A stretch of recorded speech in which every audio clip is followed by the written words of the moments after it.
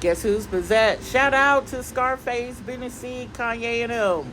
If you know, you know. You know where that is. That's from. Guess who's Bizette? Okay, let me get back on task. So I'm back to talk about reprogramming and reframing your mind when you just experience job loss. Doesn't matter how you arrived at the job loss, but the fact of the matter is you're here now, right? Or maybe you are the friend, family member, colleague, somebody that you know is experiencing this and you're trying to listen out and hear what you can do as a friend. Well, first things first, whether you are the person experiencing it or the person who's trying to support somebody, it's time to reframe and reprogram. You have to reframe the loss.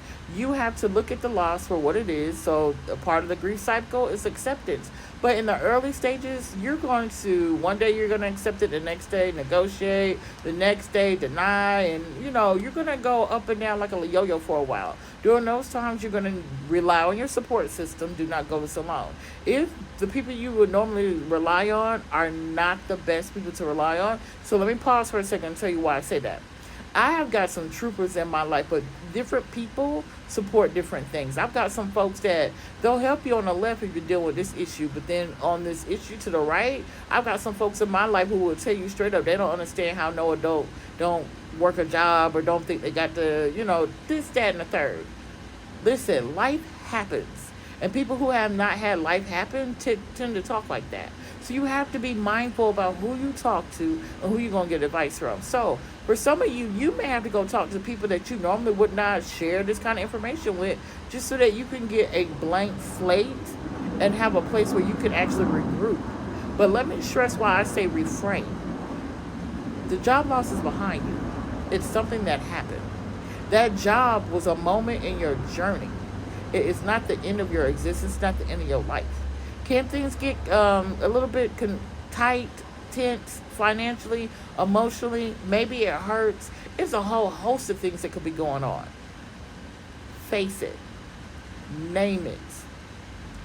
Own how you're experiencing it.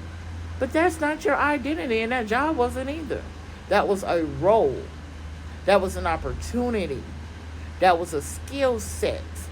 Those are attributes and descriptors. You are you. You now have the opportunity to say, all right, so let's hit this restart button. So it's clearly that was the end of that. And I'm going to say, side note, for some of y'all, this could be very spiritual in two ways. And there's probably multiple in this, but I'm just going to hit these two. A lot of times when it's time for us to go, we won't go. So you do end up fired. Or you do end up burnt out. Or you do almost lose your mind somewhere because you wouldn't move when your soul or your higher power, for me, God, told you to leave a long time ago.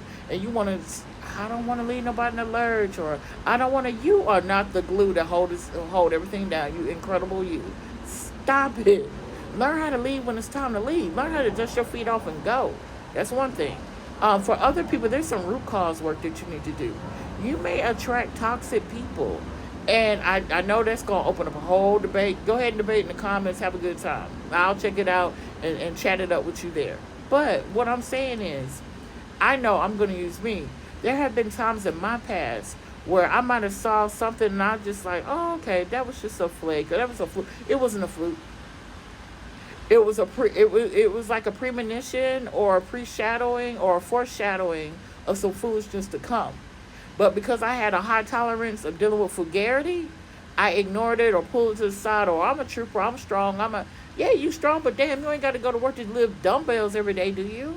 Right. But that's what happens when we ignore those, I'm going to say, pink signs during interviews or negotiations or stuff that teams are saying. Or you honestly haven't done your work. Maybe you got a codependency issue.